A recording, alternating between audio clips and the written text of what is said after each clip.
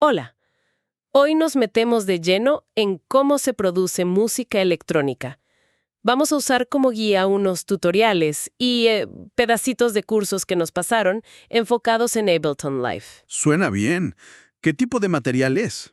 Pues mira, son demostraciones en audio que empiezan desde cero, o sea, cómo poner el primer ritmo, Ajá. hasta cómo armar toda la canción, el arreglo completo, diseño de sonido, mezcla, un poco de todo. Bien completo entonces. Sí, la idea es como desarmar estos ejemplos, ¿viste? Para entender bien los pasos, qué herramientas usan, los trucos. Como tener las notas del productor al lado. Exacto, es eso. Bueno, a ver, entremos en materia. ¿El punto de partida clásico en electrónica? El ritmo, el pulso. Justo. Las fuentes dicen que arrancan poniendo el bombo, el kick y algo que llaman pista de sidechain. Todo en la vista de arreglo de Ableton. Ok. Para ese sidechain usan un sample de kick, uno cortito, en un sampler. Es un sampler de Ableton, ¿no? En una pista MIDI. Sí, el sampler es como el sampler básico y muy útil de Ableton. Y le hacen un patrón MIDI súper simple, una nota en cada golpe, el famoso 4 to the floor, a 122 BPM, mencionan. El tempo estándar para muchos estilos. Lo curioso es que dicen que esa pista de sidechain normalmente va muteada, no se escucha. Entonces, ¿para qué está? Ah, esa es una técnica clave, fundamental diría yo. Esa pista, aunque esté en silencio, funciona como un disparador. ¿Un trigger? Exacto, un trigger. Su señal se usa para activar compresores que pones en otras pistas, por ejemplo, en la pista del bajo. Ah, ok. Mientras tanto, el bombo que sí vamos a escuchar, el principal, muchas veces lo cargan como audio, directo a una pista de audio. No en MIDI. A veces sí, a veces no. Aquí mencionan cargarlo como audio, consolidarlo, o sea, asegurarse de que el clip de audio tenga la duración justa, y ponerlo en loop. Ese es como el corazón que bombea. Entiendo. Y el sidechain, al disparar el compresor en el bajo, por ejemplo, hace que el volumen del bajo baje un poquito justo en el instante en que suena el bombo, Claro. para que no choquen. Justo. Y eso crea espacio y genera ese efecto de tun, tun, tun, de bombeo, ese pumping que se escucha tanto. Y ya que mencionaste compresores, es una herramienta que sale todo el tiempo en estos tutoriales. Dicen que sirve para achicar la diferencia entre lo más fuerte y lo más suave de un sonido. El rango dinámico, ¿no? Eso es, el rango dinámico. Explican los controles básicos, ¿verdad? Sí, se centran en dos. A ver si entendí bien. Uno es el threshold, el umbral, Ajá, que es como el nivel. Si el sonido pasa de ahí, el compresor empieza a trabajar. Así. perfecto. Es la línea que activa la compresión. Todo lo que la supera se ve afectado. Y el otro es el ratio, la proporción. Exacto. Y este define cuánto se reduce el volumen de lo que pasó el umbral. A ver, dan un ejemplo. Un ratio de 2:1. Dicen que si la señal se pasa 10 decibeles del umbral, Ajá, a la salida solo se va a pasar 5 decibeles, la mitad. ok, Y un 4:1 comprime más. mucho más. Y si lo pones en infinito a 1, bueno, ahí ya actúa como un limiter, un limitador. Básicamente, no deja pasar casi nada por encima del umbral que fijaste. Entendido. Y aquí viene algo interesante que mencionan. Al bajar esos picos, Controlar los picos, sí. se crea como un espacio extra arriba, el headroom. Exacto. Margen dinámico. Y eso te permite después subir el volumen general de todo el sonido, con el output gain del compresor o con otra cosa, como un utility. Sí, una ganancia posterior. Y el resultado final es que el sonido se siente más fuerte, más presente. Más potente. Sí. Aunque, técnicamente, le quitaste algo de dinámica natural. Es un trade-off. Claro, tiene sentido. Bueno, tenemos ritmo, control de dinámica, pero faltan los sonidos interesantes. Los tutoriales muestran cómo armar instrumentos propios en Ableton. Hay un ejemplo de un sonido tipo flauta, pipe, le llaman. Sí. Y la técnica que usan ahí es interesante porque muestra un concepto importante. En vez de agarrar un único sample, una sola grabación de esa flauta, y estirarla por todo el teclado. Que a veces suena medio como ardilla o muy grave, ¿no? Artificial. Exacto. Exacto. Pierde naturalidad. Lo que hacen es grabar esa flauta tocando varias notas distintas, mencionando 1, re 1, mi 1, do 3. Varias. Ok. Y después, dentro de un Instrument Rack de Ableton, que es como un contenedor, ponen varios simplers, uno para cada grabación. Y a cada simpler le dicen, tú suenas solo cuando tocan esta nota o este grupo de notas. Son las key zones. Ah, o sea, cada tecla o grupo de teclas dispara el sample correcto. Justo. Así conservas mucho mejor el timbre, el carácter original del sonido en todo el teclado. Los instrumentos virtuales profesionales hacen esto, pero a una escala enorme, con muchísimos samples por nota a distintas intensidades, distintas formas de tocar. ¡Wow! ¡Claro! Es el principio del multisampling. Y para que sea fácil de manejar, dicen que conectan los controles más importantes de todos esos simplers, ataque, decay, sustain, release, volumen, a unas perillas generales del rack, las macros. Eso es, así tienes 8 perillas maestras para controlar todo el sonido globalmente, sin tener que meterte en cada simpler individual. Mucho más práctico para tocar o automatizar. Está bueno eso. Y también hablan de crear efectos propios. Muestran cómo armar un efecto doubler. Sí, un duplicador estéreo. Es para que un sonido suene más ancho, como si hubiera dos versiones ligeramente distintas, una en cada lado. Y lo hacen usando solo cosas de Ableton. Filter, delay, chorus, utility, todo dentro de un Audio Effect Rack. Exacto. Y lo comparan con plugins famosos que hacen eso, para demostrar que Ableton es muy flexible, que puedes combinar herramientas básicas y crear efectos bastante complejos. Mencionan que hasta podrías intentar replicar cadenas de efectos conocidas, como esas para voces tipo CLA Vocals. Sí, es posible armar racks muy potentes combinando varios efectos nativos y mapeando los controles clave a las macros. Volvamos al ritmo un segundo. Ya tenemos el kick y el sidechain. ¿Cómo suman el resto? Claps, hi-hats, percusiones. Van añadiendo capas. Cargan samples de claps, de hats cerrados, alguna percusión más. Y aquí noté un detalle de cómo trabajan que me llamó la atención.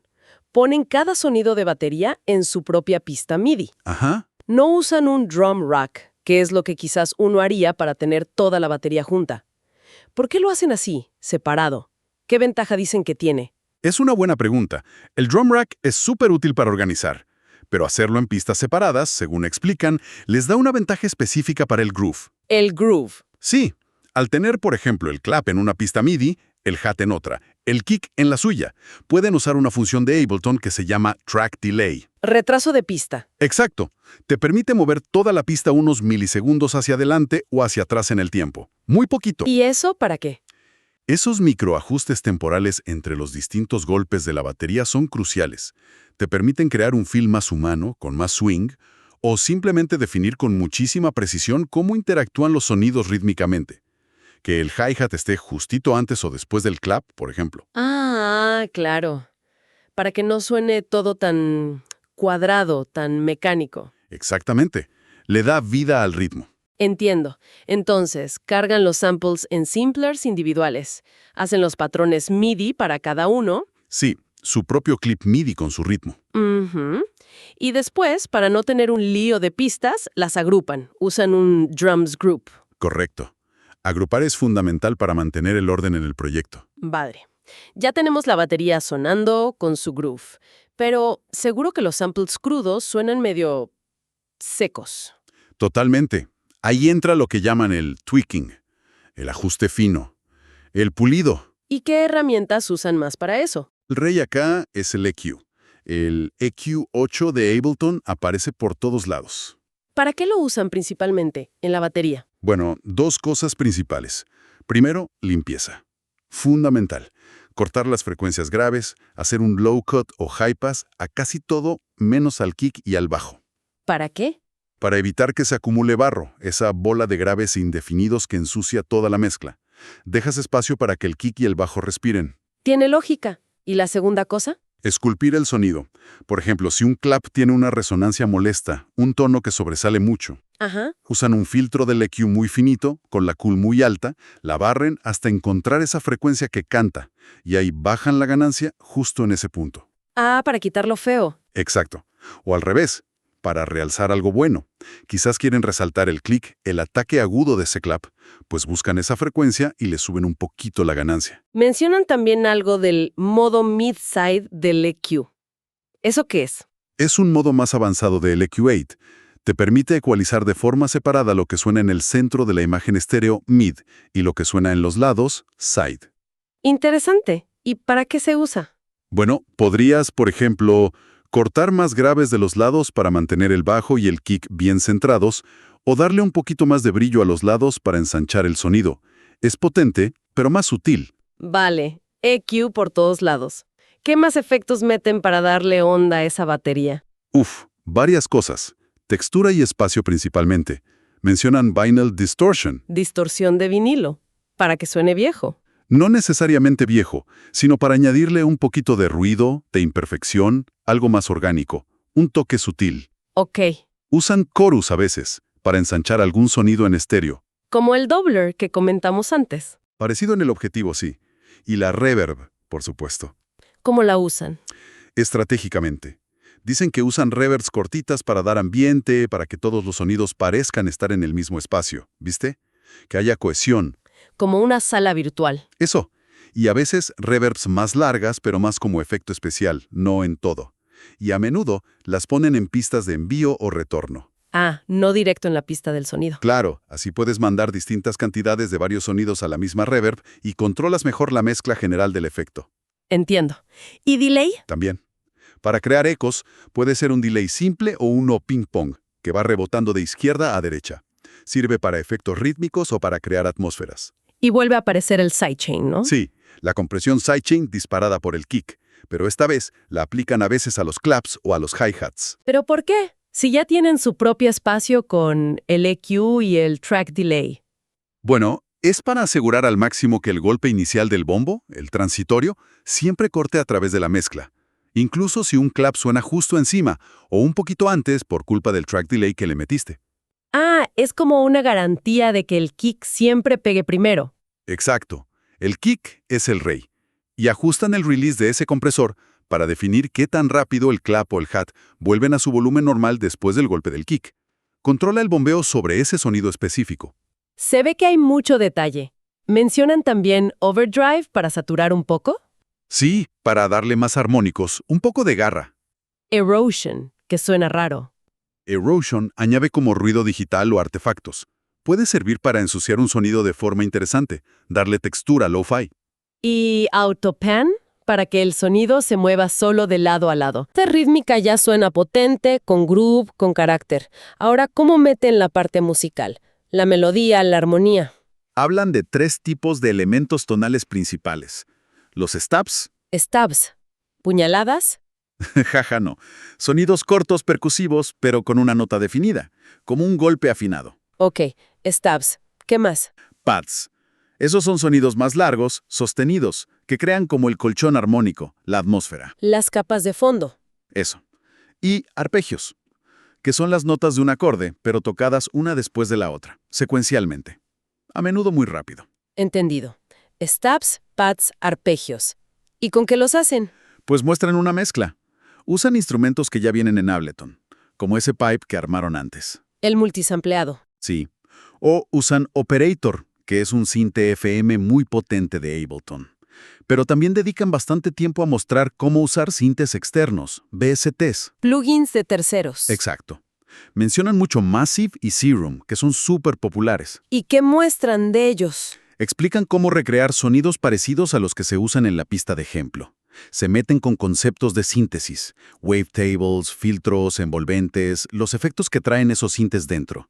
Cómo diseñar el sonido desde cero, digamos. O sea que puedes usar tanto las herramientas de Ableton como plugins externos. Totalmente.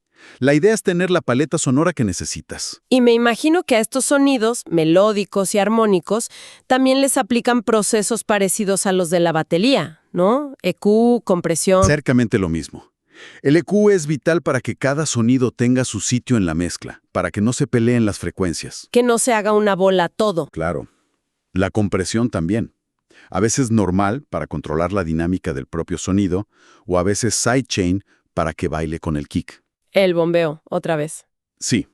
Vuelve a aparecer el efecto doubler casero para ensanchar el estéreo de algún pad o lead. Y por supuesto, reverb y delay, para darles profundidad, ambiente y que todo suene como parte de lo mismo. ¿Y las notas? ¿Muestran cómo escriben las melodías o los patrones? Sí, Detallan cómo programan los patrones MIDI en el editor de Ableton, el Piano Roll. ¿Dan algún ejemplo concreto? Sí, por ejemplo, muestran cómo hacer stabs que sigan un ritmo de tresillos para darle un swing particular. O cómo hacer arpegios muy rápidos, con notas súper cortitas que casi no se perciben como melodías, sino como una textura rítmica llena de energía. ¡Qué bueno! O sea, no solo el sonido, sino también el ritmo de las notas es importante. Fundamental. El MIDI es tan importante como el diseño del sonido. Bueno, ya tenemos casi todo. Ritmos, bajos, sintes, efectos, todos los ingredientes. ¿Cómo juntan todo esto para que sea una canción y no solo un loop de 8 compases? El arreglo. Ahí está el siguiente paso clave, el arreglo. Se pasan a la otra vista principal de Ableton, la vista de arreglo, que es la línea de tiempo horizontal. La que se parece más a otros programas de edición. Exacto. Y lo primero que hacen es marcar secciones. Usan locators, que son como marcadores o banderas, ¿Para qué? para definir la estructura. Intro, subida, drop 1, puente o break, el drop principal, la bajada, outro. Las partes típicas de un track de electrónica. ¿Y cómo deciden qué va en cada parte? ¿Cuál es la filosofía para armar esa estructura? Lo que describen es una estrategia bastante común. Construir la energía de a poco. Gradualmente, sí. Van metiendo y sacando elementos en bloques de tiempo regulares. Cada 8 compases, cada 16, algo cambia. Entra un hi-hat, sale el pad, vuelve el bajo, para mantener el interés, para que la canción avance y no se quede estancada. Que no sea repetitivo. Claro, y ponen mucho énfasis en las transiciones entre esas secciones. Que no sean cortes bruscos, sino que fluya. ¿Y cómo hacen esas transiciones? Sobre todo para generar tensión antes de un drop de la parte fuerte. Usan varias técnicas clásicas de manual, digamos. Sonidos específicos como los sweeps de ruido blanco, El típico shhh que sube. ese mismo. O platillos al revés, los reverse cymbals. O sonidos de impacto fuerte justo antes del drop. Ok, sonidos. ¿Y qué más? La automatización. Esencial. Automatizan parámetros para crear esa tensión. Lo más típico es abrir un filtro gradualmente. El filter sweep ascendente. Exacto. O aumentar la cantidad de reverb o delay usando el control dry-wet que mezcla la señal limpia con la procesada. Creas una cola de sonido enorme que de repente, ¡pum!, se corta y entra el drop con todo. Genera expectativa. Muchísima. Mencionan también algo divertido. Ear candy. Golosinas para el oído. Sí, algo así. Son pequeños detalles sonoros, efectos muy cortos, variaciones melódicas chiquitas, glitches, cositas que metes aquí y allá en el arreglo. ¿Para qué? Para sorprender, para mantener el interés del que escucha, para que descubra detalles nuevos cada vez. Son como adornos, pero bien puestos suman mucho. ¿Y cómo los integran para que no suenen pegados? Ahí vuelve a ser clave la automatización de volumen. Usan mucho el efecto utility de Ableton para bajar y subir el volumen de esos detallitos y que entren y salgan suavemente. Entendido. Bueno, parece que el foco de los tutoriales es más la producción creativa, el arreglo. Pero dicen algo de los pasos finales, mezcla y masterización. Sí, lo tocan, aunque más por encima. La filosofía que transmiten es que si haces bien la producción, Si diseñas bien los sonidos, los ecualizas. los paneas, controlas la dinámica, entonces la mezcla final es mucho más sencilla. No es empezar de cero, sino refinar. ¿Y qué implica esa refinación en la mezcla, según ellos? Ajustar los niveles finales de cada pista para que todo tenga el balance perfecto. Que se escuche claro, que cada cosa esté en su plano, más adelante, más atrás. Chequear que no haya choques de frecuencias feos. Exacto. Y mencionan específicamente usar reverb en pistas de envío, los sends o returns. Sí, tener una o varias reverbs buenas en pistas separadas y mandarles un poquito de señal de diferentes instrumentos ayuda a que todo suene en el mismo lugar, da cohesión espacial. ¿Y la masterización? ¿Para qué sirve ese último paso? La masterización ya es el pulido final, pero de toda la mezcla estéreo junta. Ya no trabajas con pistas individuales. ¿Y qué buscan ahí? Varias cosas. Un balance de frecuencias general que suene bien en todos lados. Una última limpieza si quedó alguna resonancia molesta general. A veces aplican una compresión muy suavecita. ¿Otra vez compresión? Sí, pero distinta. Se llama glue compression, compresión de pegamento. La idea es que ayude a pegar un poco todos los elementos, que suenen más como un todo cohesionado. Ok, glue. Luego, aumentar el volumen percibido general, el loudness, para que el track suene competitivo con otras canciones comerciales. Que no suene bajito. Claro, y asegúrese de que la traducción sea buena, o sea, que suene decente en distintos sistemas. Auriculares, parlantes chicos, un club. Dan un ejemplo de cómo harían un mastering básico solo con plugins de Ableton, ¿no? Sí, como para mostrar que se puede. Describen una cadena, empiezan con un EQ8 para algún ajuste general, quizás cortar graves muy bajos o agudos muy altos. Limpieza final. Después ponen el Glue Compressor, el que viene con Ableton, con ajustes súper sutiles, apenas comprimiendo, solo para ese efecto de pegamento. Ajá. Luego otro EQ8, pero en modo mid-side. El que separa centro y lados. Ese, para tratar distinto el centro y el estéreo. Por ejemplo, dicen, podrías quitar un poquito más de graves del side para enfocar más el bajo y el kick en el centro, o darle un pelín de brillo extra al side para más amplitud. Interesante. Opcionalmente mencionan el Multiband Dynamics por si necesitaras comprimir solo un rango de frecuencias específico. Y al final, sí o sí, un limiter. ¿Para qué el limiter al final? Para subir el volumen general sin que la señal digital sature, sin que haga clip. Ajustas la ganancia de entrada, gain, hasta que suene fuerte, pero pones el techo de salida, ceiling, un poquito por debajo de 0 decibeles. ¿Por qué no a cero justo? Mencionen ponerlo a menos 1.0 decibeles o menos 1.5 decibeles, por ejemplo. Es una práctica común para dejar un pequeño margen de seguridad. Evita problemas con la conversión a MP3 o con algunas plataformas de streaming que pueden procesar el audio. Entendido. Y comparan el resultado de usar toda esa cadena con solo poner el limiter al final, ¿no? Sí, sugieren que la cadena completa, aunque sea con plugins nativos, te da un control más fino y probablemente un resultado más pulido que simplemente aplastar todo con un limiter. Bueno, a lo largo de todo este recorrido, fuimos viendo cómo se usa Ableton Live en la práctica. Totalmente. Se ve el flujo entre las dos vistas principales. La session, que es más para lanzar ideas y clips. La de los cuadraditos. Esa. Y la arrangement, la línea de tiempo horizontal donde armas la canción. Se ve la diferencia entre pistas de audio, con las ondas dibujadas, y las MIDI, con las notas. Vimos cómo cargan instrumentos, ya sean los de Ableton como Simpler u Operator, o externos como Massive o Serum, y cómo meten efectos en cadena. EQ, compresor, delay, reverb. Se ve cómo editan las notas MIDI en el piano roll, cómo manipulan los clips de audio, cortando, moviendo. El concepto de loop es constante. Y la automatización. Fundamental. La automatización es lo que le da vida y movimiento a todo esto. Automatizan filtros, volúmenes, parámetros de efectos. Todo cambia y evoluciona a lo largo del track gracias a eso. Entonces, si tuviéramos que resumir esta exploración, parece que una canción de electrónica, aunque suene súper compleja, se arma como con bloques, ¿no? Sí, sobre cimientos sólidos. Un buen ritmo, sonidos bien diseñados, capas que dialogan entre sí. Y una estructura clara que te va llevando, que maneja la energía. Y lo que me parece fascinante de lo que cuentan estas fuentes es cómo con herramientas que, en el fondo, son relativamente simples, un EQ, un compresor, un delay, una reverb, automatización, pero usadas con cabeza, con intención. Puedes lograr resultados súper ricos, detallados, profesionales. Exacto. Y parece que la forma en que está hecho Ableton, esto de los racks, de poder combinar cosas fácilmente, invita mucho a experimentar, a crear tus propias herramientas y sonidos. Totalmente.